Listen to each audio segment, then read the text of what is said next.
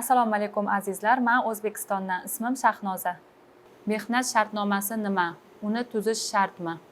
근로계약서는 사용자와 노동자가 협의한 근로시간이나 임금 등의 노동 조건을 적어두는 계약서로 일하기 전에 반드시 작성하셔야 합니다.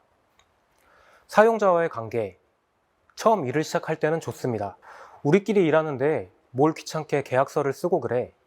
그냥 일하면 월에 최소한 250만 원은 챙겨줄게.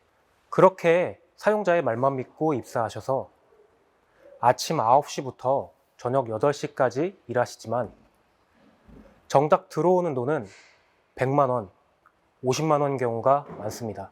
근로계약서를 작성하지 않고 사용자의 말만 믿고 노동을 제공하셨다면 임금 체불 등 문제 발생 시에 구두 계약한 노동 조건을 증명하기가 어렵습니다.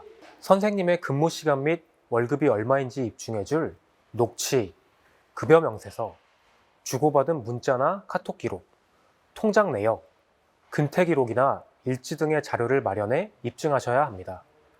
특히 임금을 현금으로 받으셨거나 한 번도 임금을 제대로 받지 못한 상태에서 문제가 발생하셨다면 증거 자료가 현저히 부족해 큰 노력을 들여 입증하셔야 합니다.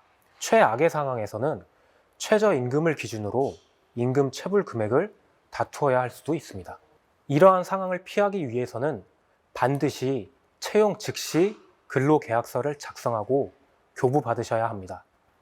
근로계약서 작성과 교부는 사용자의 의무사항입니다. Mehnat shartnomasini tuzishda nimalarga alohida e'tibor qaratish lozim? 네, 근로계약서를 쓸 때 반드시 살펴봐야 하는 세 가지 항목이 있습니다. 바로 근로계약 기간, 근로시간, 임금입니다. 근로계약 기간은 사용자와 일하기로 약속한 기간으로 계약 기간을 정해놓은 경우 기간제 노동자, 즉 비정규직 노동자가 됩니다.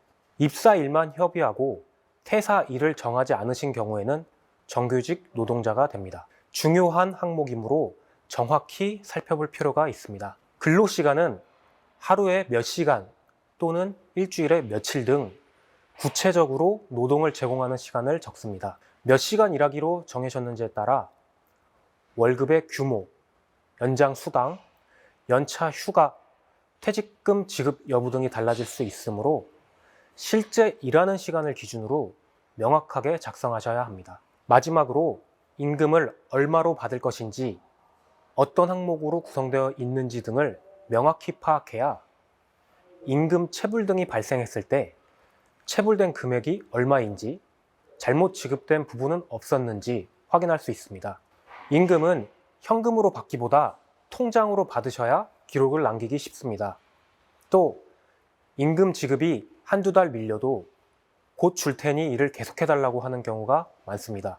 이때 사용자에게 임금 체불 확인서를 받아 놓으시는 것이 좋습니다. 하지만 현실적으로 임금 체불 확인서를 받기 어려우실 수 있으니 임금 지급 약속이나 밀린 월급의 액수 등 체불 임금과 관련된 사용자와 나눈 이야기를 녹음해 두시는 것도 하나의 방법이 될 수 있습니다. 사용자의 서명이나 도장이 찍힌 확인서를 가지고 계시다면 추후 임금 체불 여부와 체불액을 확정 짓는 증거자료로 활용할 수 있고 원활한 사건 진행을 가능케 합니다. 이처럼 근로계약서를 작성하실 때 최소한 세 가지 사항, 근로계약 기간, 근로시간, 임금 항목에 문제가 없는지 확인하신 뒤 서명하셔야 합니다.